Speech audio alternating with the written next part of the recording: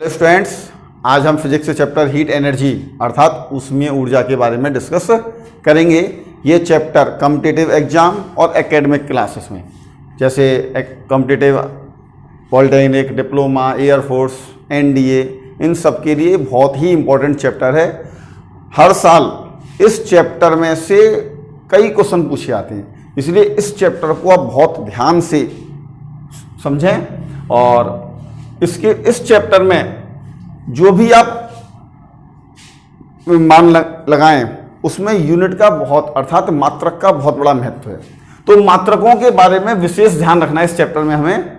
तो अब शुरू करते हैं। सबसे पहले हमारा ये चैप्टर का नाम है हीट एनर्जी अर्थात ऊष्मीय ऊर्जा। तो ये ऊष्मीय ऊर्जा होती क्या है, तो देखें आप। सबसे पहले जैसे मान लीजिए आपके पास दो ब्लॉक हैं, एक गर्म ब्लॉक और एक ठंडा ब्लॉक। अब आपसे ये कहा गया कि ठंडे ब्लॉक को गर्म ब्लॉक के ऊपर रख दिया जाए तो क्या होगा। आप कहेंगे ठंडा वाला गर्म हो जाएगा और गर्म वाला धीरे धीरे ठंडा होगा। कैसे? आप कहेंगे इस गर्म वाले से ऊष्मा ठंडे में चली गई। तो ऊष्मा मतलब क्या है? तो हम यहां पर हम ये कहेंगे कि इस गर्म वस्तु से ऊर्जा एनर्जी हमेशा स्थानांतरण होता है ऊर्जा का। तो गर्म वस्तु से ऊर्जा का स्थानांतरण ठंडी वस्तु में हो रहा है। किसके कारण? यहां पर ऊर्जा का स्थानांतरण ताप के कारण हो रहा है। इन दोनों के तापों में अंतर है। तो यदि दो वस्तुओं के बीच ऊर्जा का स्थानांतरण तापांतर के कारण हो तो इस स्थानांतरित ऊर्जा को ऊष्मीय ऊर्जा कहते हैं। ऊष्मीय ऊर्जा या फिर ऊष्मा कहते हैं। तो तापांतर के कारण दो वस्तुओं के बीच ऊर्जा स्थानांतरण हमारा ऊष्मा कहलाता है। यदि मान लीजिए कोई व्यक्ति साइकिल पर बैठा है और दूसरा व्यक्ति इसको पीछे से धक्का लगा रहा है तो क्या होगा? आप ये साइकिल चलना लगेगी। साइकिल को चलने के लिए ऊर्जा कहाँ से प्राप्त हो रही है? इस व्यक्ति से। तो व्यक्ति की ऊर्जा इस साइकिल में जा रही है, तो यह व्यक्ति की ऊर्जा का स्थानांतरण साइकिल में हो रहा है। यहाँ भी ऊर्जा का स्थानांतरण हो रहा है, लेकिन यहाँ पर ताप का कोई प्रभाव नहीं पड़ रहा है। तो इस स्थानांतरित ऊर्जा को हम कार्य कहते हैं। तो हमारा यहां पर टॉपिक है ऊष्मीय ऊर्जा। तो हम ये शुरू करते हैं। ऊष्मा के मात्रक। सबसे पहले ऊष्मा के मात्रक क्या है? देखिए आप, ऊष्मीय ऊर्जा के मात्रक unit of heat energy. CGS पद्धति में ऊष्मा का मात्रक कैलोरी है। एमकेएस पद्धति में ऊष्मा का मात्रक किलो कैलोरी है। और एसआई पद्धति में ऊष्मा का मात्रक जूल है। हम अधिकतर जो ऊष्मा का मात्रक लेंगे वो जूल में लिया जाता है। वैसे 1 calorie equal to 4.2 joule. 1 kilo calorie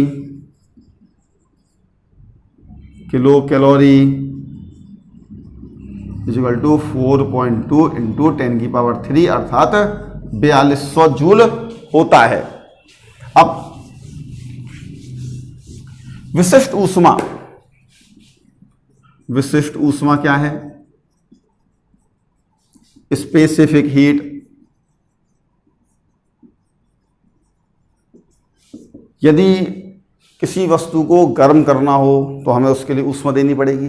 अब किसी वस्तु को गर्म करने के लिए दी गई ऊष्मा किन किन बातों पर निर्भर करती है? तो देखिए, यदि आपके पास एग्जाम्पल के तौर पर मान लीजिए हमने कहा एक बर्तन में 5 किलो पानी है, दूसरे बर्तन में 10 किलो पानी है,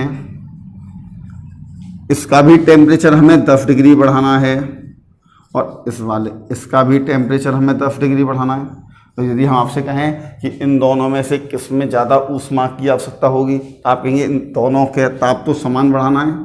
तो इसका द्रव्यमान 5 kg, इसका द्रव्यमान 10 kg, तो इसका चूँकि इसका द्रव्यमान ज़्यादा है तो इसको गर्म करने के लिए हमें अधिक ऊष्मा की आवश्यकता होगी। अर्थात किसी वस्तु को गर्म करने के लिए आवश्यक ऊष्मा उस वस्तु के द्रव्यमान पर निर्भर करती है। अब यदि यहीं पर दोनों में मान लीजिए 10-10 किलो पानी है, दोनों में 10-10 किलो पानी है, इसका टेम्परेचर हमें 20 डिग्री बढ़ाना है और इसका टेम्परेचर 50 डिग्री। अब आपसे कहें कि अब किस में ज़्यादा ऊष्मा की आवश्यकता होगी, तो आप कहेंगे द्रव्यमान बराबर है, चूंकि इसको कम गर्म करना है और इसे अधिक गर्म करना है तो हमें इसमें अधिक ऊष्मा की आवश्यकता होगी। अतः किसी वस्तु को यदि हमें गर्म करना है तो उसके लिए आवश्यक ऊष्मा इन दो बातों पर निर्भर करती है। नंबर 1 उस वस्तु के द्रव्यमान पर और दूसरा उसकी ताप वृद्धि पर। अब यदि हम कहें किसी वस्तु का द्रव्यमान m है और उसमें ताप वृद्धि डेल्टा T करनी है तो उसके लिए आवश्यक ऊष्मा Q कितनी होगी। तो आपको मालूम है Q अर्थात ऊष्मा उस वस्तु के द्रव्यमान और ताप वृद्धि पर निर्भर करती है, अर्थात Q proportional m delta T। अब प्रोपोर्शनल को बराबर करने के लिए हमें एक कांस्टेंट का मल्टीप्लाई करना पड़ेगा, तो Q equal to S M delta T। S constant है, अब एस नियतांक है और इस नियतांक को हम उस वस्तु के पदार्थ की विशिष्ट ऊष्मा कहते हैं। अब S इक्वल टू क्या हो गया, S equal to Q upon m delta T। यदि m इक्वल टू 1 kg लें 1 किलोग्राम और ताप वृद्धि 1 डिग्री सेल्सियस करें तब S इक्वल टू Q। अतः यदि किसी वस्तु का 1 किलोग्राम द्रव्यमान लें और उसके ताप में 1 डिग्री सेल्सियस की वृद्धि करें तब उसके लिए जितनी ऊष्मा की आवश्यकता होगी उसे उस वस्तु की हम विशिष्ट ऊष्मा कहेंगे। अर्थात किसी वस्तु की विशिष्ट ऊष्मा उस वस्तु के द्रव्यमान पर निर्भर नहीं करती। क्यों? क्योंकि विशिष्ट ऊष्मा केवल एकांक द्रव्यमान का ताप 1 डिग्री बढ़ाने के लिए आवश्यक ऊष्मा के बराबर होती है। जैसे यदि हम आपसे कहें कि इस बर्तन में 5 किलो पानी लिया, इसमें दूसरे बर्तन में हमने 10 किलो पानी लिया, आपने कहा इन दोनों में से किसकी विशिष्ट ऊष्मा अधिक है। मैंने कहा यहाँ पर दोनों ही पदार्थ समान है, ये भी मान लिया 5 किलोग्राम जल है, ये भी 10 किलोग्राम जल है। तो इसके लिए हमने इसका पहले 1 किलोग्राम जल निकाला, इसका भी 1 किलोग्राम जल निकाला, इसमें भी 1 डिग्री सेल्सियस की वृद्धि की, इसके टेम्परेचर में भी हमने 1 डिग्री सेल्सियस की वृद्धि की। अब चूंकि द्रव्यमान भी बराबर है, उनके ताप में वृद्धि भी हम बराबर कर रहे हैं, अतः दोनों के लिए आवश्यक ऊष्मा समान होगी और 1 किलो का ताप 1 डिग्री बढ़ाने के लिए जितनी ऊष्मा चाहिए उसे विशिष्ट ऊष्मा कहते हैं। अतः इन दोनों ही पदार्थों की विशिष्ट ऊष्मा बराबर होगी। कहने का मतलब यह है कि वस्तु की विशिष्ट ऊष्मा उस वस्तु के द्रव्यमान पर निर्भर नहीं करती। जैसे क्वेश्चन पूछ लिया जाए कि यदि किसी वस्तु का द्रव्यमान 2 गुना कर दिया जाए या 10 गुना कर दिया जाए तो उस वस्तु की विशिष्ट ऊष्मा पर क्या प्रभाव पड़ेगा, तो हम कहेंगे कोई प्रभाव नहीं पड़ेगा, क्योंकि विशिष्ट ऊष्मा वस्तु के द्रव्यमान पर निर्भर नहीं करती है। अब विशिष्ट ऊष्मा की मात्रक चूंकि S equal to Q upon m delta T। अब इसका मात्रक जैसे हमने पहले कहा ऊष्मा का मात्रक कैलोरी भी हो सकता है, किलो कैलोरी भी और जूल भी। तो ऊष्मा का मात्रक यदि कैलोरी लेते हैं तो कैलोरी CGS पद्धति में ऊष्मा का मात्रक है, तो CGS पद्धति में द्रव्यमान का मात्रक ग्राम, टेम्परेचर का डिग्री सेल्सियस। यदि इसका किलो कैलोरी लें, किलो कैलोरी, तो द्रव्यमान का मात्रक हम किलोग्राम में लेंगे, किलोग्राम डिग्री सेल्सियस। यदि हम एसआई पद्धति में ऊष्मा का मात्रक जूल लें, तो जूल प्रति किलोग्राम डिग्री सेल्सियस होता है। तब ध्यान रखिएगा कि यदि पदार्थ समान है तो उस वस्तु की विशिष्ट ऊष्मा समान होगी। जैसे हम कहें लोहे की कील, लोहे की कटोरी और लोहे का जहाज, इन तीनों में किसकी विशिष्ट ऊष्मा अधिक होगी? तो हम कहेंगे यहाँ पर विशिष्ट ऊष्मा समान होगी। क्यों? क्योंकि पदार्थ हमारा समान है। तो यदि पदार्थ समान होता है तो विशिष्ट ऊष्मा पर कोई प्रभाव नहीं पड़ता, विशिष्ट ऊष्मा समान होती है। अब जल की विशिष्ट ऊष्मा, जल की विशिष्ट ऊष्मा बराबर 1 कैलोरी प्रति ग्राम डिग्री सेल्सियस होती है, या फिर 1 किलो कैलोरी प्रति किलोग्राम डिग्री सेल्सियस, या 1 किलो कैलोरी आपको मालूम है 4.2 इंटू 10⁻³ जूल प्रति किलोग्राम डिग्री सेल्सियस। ये जल की विशिष्ट ऊष्मा का मान होता है। नेक्स्ट टॉपिक है हमारा ऊष्माधारिता। ऊष्माधारिता, हीट कैपेसिटी।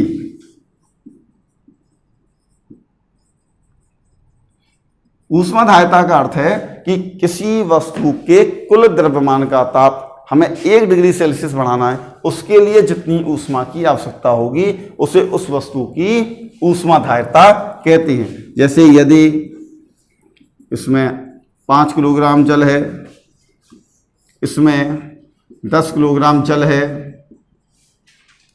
तो यहां पर 5 किलो का ताप 1 डिग्री बढ़ाना है, इसके लिए जितनी ऊष्मा चाहिए वह इस 5 किलोग्राम जल की ऊष्माधारिता होगी।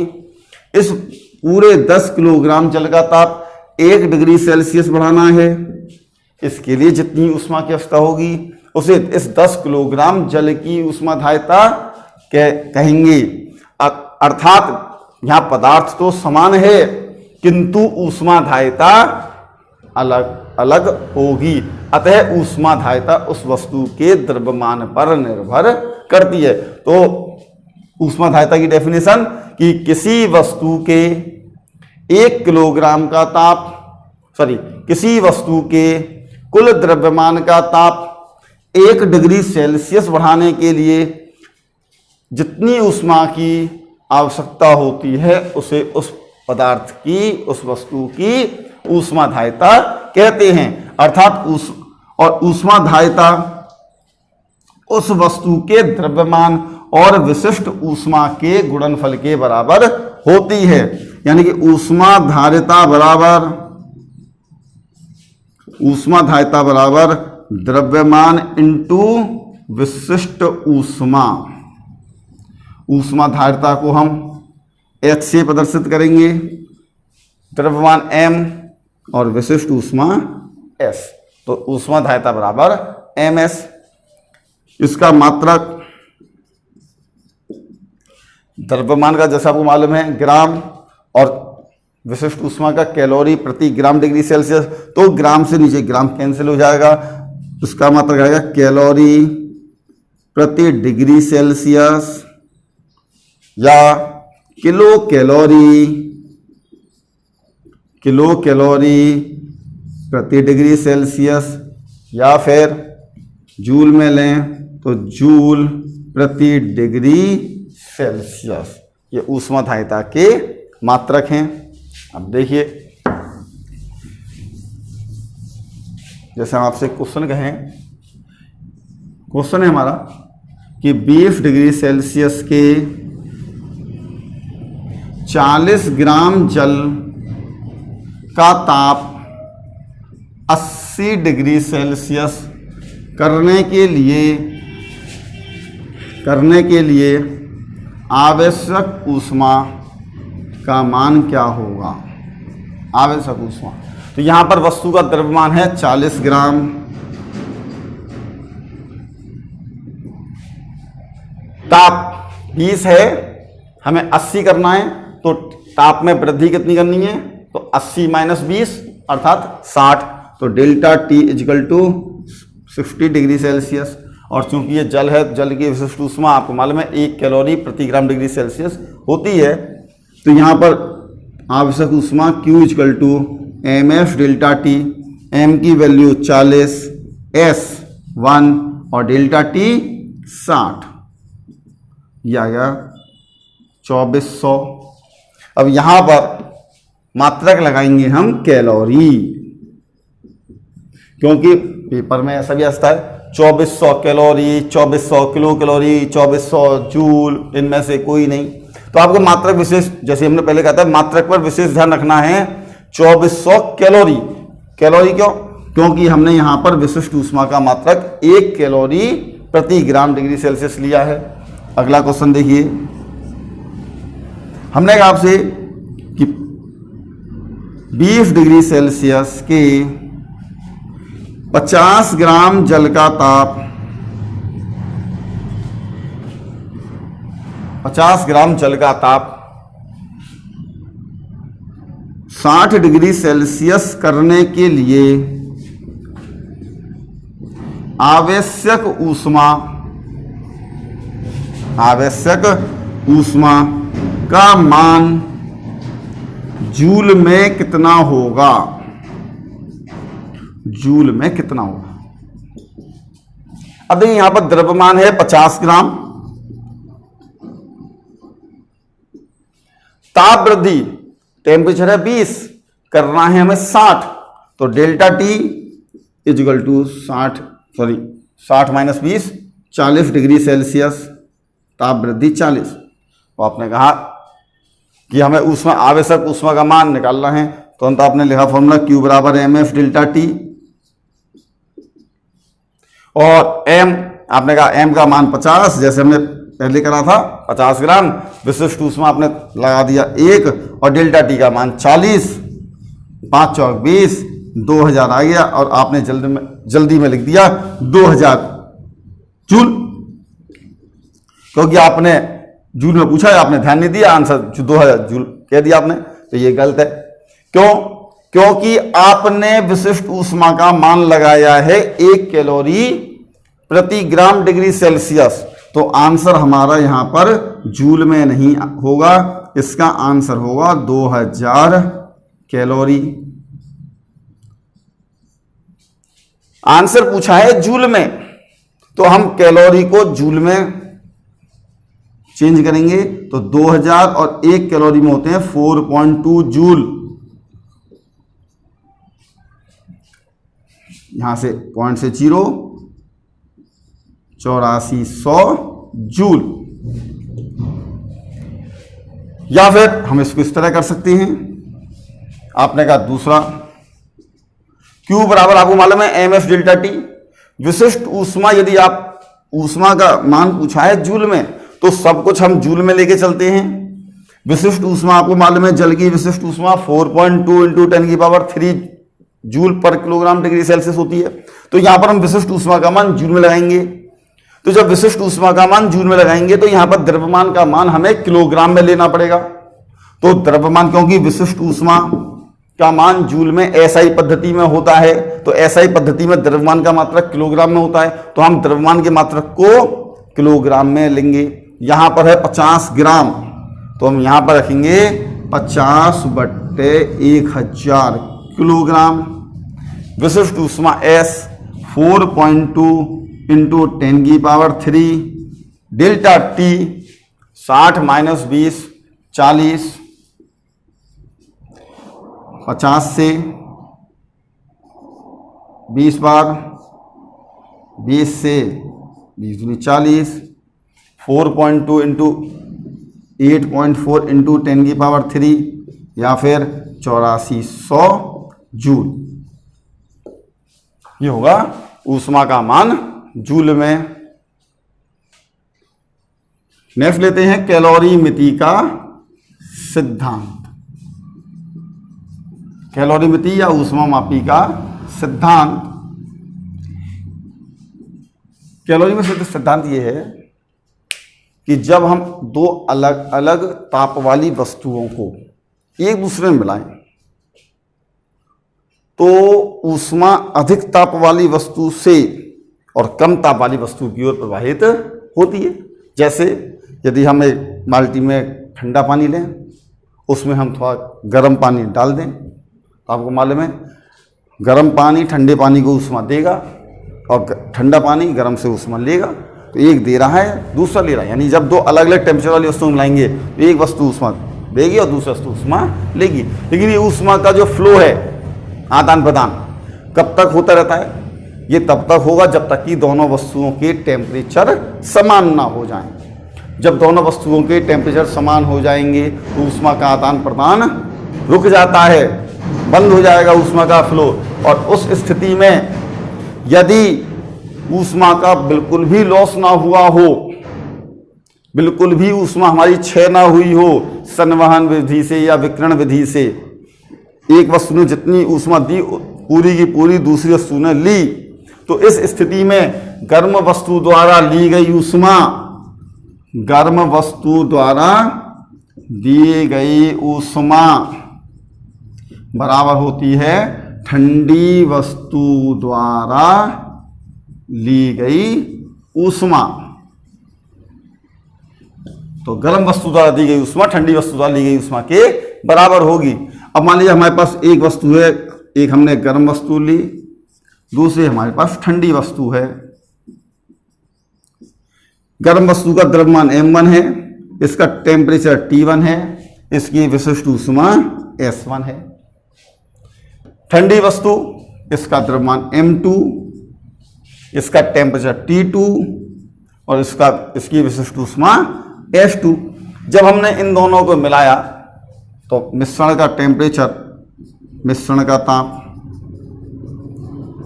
हमने ले लिया T, मिश्रण का ताप T हो गया, यानी गर्म वस्तु का ताप भी T1 से T हो गया और ठंडी वस्तु का ताप भी T2 से T हो गया। यहां पर गर्म वस्तु का टेम्परेचर तो कम होगा और ठंडी वस्तु का टेम्परेचर बढ़ेगा, T2 से T हो गया। यहां पर गर्म वस्तु द्वारा दी गई ऊष्मा बराबर ठंडी वस्तु द्वारा ली गई ऊष्मा के बराबर होगी, अर्थात m1s1 डेल्टा T1 बराबर m2f2 delta T2। m1 s1 ये गर्म वस्तु ऊष्मा दे रही है, तो इसके जो वस्तु ऊष्मा देगी उस वस्तु के टेम्परेचर में से मिश्रण के टेम्परेचर को हम माइनस करेंगे, तो डेल्टा T1 हो गया T1 minus T equal to m2 f2। ठंडी वस्तु ऊष्मा ले रही है, तो जो वस्तु ऊष्मा लेगी उसके लिए मिश्रण के ताप में से ठंडी वस्तु का ताप घटाएंगे T माइनस T2। तो गर्म वस्तु के लिए हम गर्म वस्तु के टेम्परेचर में से मिश्रण का ताप घटाते हैं और ठंडी के लिए मिश्रण के ताप में से ठंडी वस्तु का ताप घटाया जाता है। अब इस पर एग्जाम्पल लेते हैं।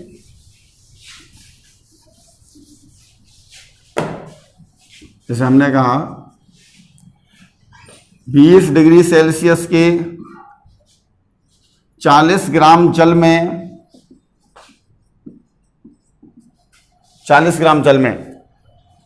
80 डिग्री सेल्सियस का 30 ग्राम जल मिलाने पर मिश्रण का ताप क्या होगा? मिश्रण का ताप क्या होगा? यहां पर एक वस्तु हमारे पास है, ये 20 डिग्री सेल्सियस का 40 ग्राम जल है, यहां पर दूसरे में 80 डिग्री सेल्सियस का 30 ग्राम जल है। ये इसका टेम्परेचर कम है, इसको हम ठंडा जल मान लेते हैं, ये ठंडा जल है, इसका टेम्परेचर अधिक है, ये गर्म जल। ठंडे जल का द्रव्यमान है 40 ग्राम, इसका टेम्परेचर 20 डिग्री सेल्सियस। गर्म जल का द्रव्यमान है 30 ग्राम, इसका टेम्परेचर 80 डिग्री सेल्सियस है। अब चूंकि दोनों पदार्थ समान हैं, दोनों ही जल हैं, तो दोनों की विशिष्ट ऊष्मा बराबर होगी। यदि आप बात तो विशिष्ट ऊष्मा SS मान लें, या फिर चूंकि हमें मालूम है जल का विशिष्ट ऊष्मा 1 कैलोरी प्रति ग्राम डिग्री सेल्सियस होती है, यहाँ भी विशिष्ट ऊष्मा 1 कैलोरी प्रति ग्राम डिग्री सेल्सियस। मिश्रण का ताप T ले लिया हमने। यहाँ पर जब इन दोनों को मिलाएंगे तो गर्म जल ऊष्मा लेगा, ठंडा जल ऊष्मा लेगा और गर्म जल ऊष्मा देगा। तो M1 S1 डेल्टा T1 बराबर M2 S2 delta T2। M1 40 S1 1 delta T1, चूंकि ठंडा जल ऊष्मा लेगा तो जो वस्तु ऊष्मा लेगी उसके लिए मिश्रण के ताप में से लेने वाले का ताप घटाएंगे। T-20 equal to M2 30 S2 1 delta T2 80 minus T 0 से 0 40 माइनस 80 240 माइनस 3T को इधर ले लें हम 70 equal to 240 plus 80 320 T equal to 320 upon 7 45.7 degree Celsius. तो मिश्रण का ताप 45.7 डिग्री सेल्सियस हो जाएगा। हम एक एग्जाम्पल और लेते हैं इस पर।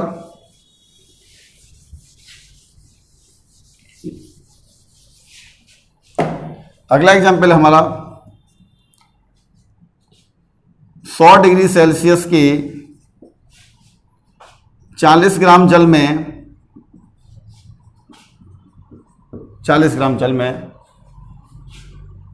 10 डिग्री सेल्सियस का 50 ग्राम जल मिलाने पर मिश्रण का ताप क्या होगा। यहां पर 100 डिग्री सेल्सियस का 40 ग्राम जल है और ये 10 डिग्री सेल्सियस का 50 ग्राम जल है। तो ये हमारा पहला गर्म जल, इसका टेम्परेचर हमने 100 डिग्री सेल्सियस, द्रव्यमान 40 ग्राम, 10 डिग्री सेल्सियस का 50 ग्राम जल, इसको हम ठंडा जल ले लेते हैं। ठंडा जल, इसका द्रव्यमान है 50 ग्राम, टेम्परेचर है 10 डिग्री सेल्सियस। अब चूंकि ये भी जल विशिष्ट ऊष्मा समान होगी, या तो आप विशिष्ट ऊष्मा SS रख लें, तो जब हम बराबर करेंगे तो वो SS कट जाएगा। चूंकि हमें यहाँ पर जल का मालूम है तो रख लेते हैं 1 कैलोरी प्रति ग्राम डिग्री सेल्सियस, और यहाँ पर जल, इस ठंडे जल की विशिष्ट ऊष्मा 1 कैलोरी प्रति ग्राम डिग्री सेल्सियस। मान लीजिए मिश्रण का ताप T हो गया, तो यहाँ पर ये गर्म जल ऊष्मा देगा, ठंडा जल ऊष्मा लेगा। तो गर्म जल द्वारा दी गई ऊष्मा बराबर ठंडे जल द्वारा ली गई ऊष्मा। तो M1 40 S1 1, चूँकि ये गर्म जल ऊष्मा देगा तो देने वाले के ताप में से मिश्रण का ताप घटाते हैं 100 minus T। M2 50 F2 1 delta T2, चूँकि ये ऊष्मा ले रहा है तो मिश्रण के ताप में से लेने वाले का ताप घटाते हैं T माइनस 10। 0 से 0 440 5T माइनस 50, ये सुधा कर ले 450 9T और T equal to 450/9 50 degree Celsius. अतः मिश्रण का ताप 50 डिग्री सेल्सियस होगा। तो इस टॉपिक को आप यहाँ तक बहुत अच्छी तरह से कर लें। इस टॉपिक के ऊपर आगे के जितने भी और इम्पोर्टेंट क्वेश्चन हैं वो हम अगले वीडियो में आपके सामने लाएंगे। तो यहाँ तक आप इस वीडियो को बहुत अच्छी तरह से तैयार कर लें पहले।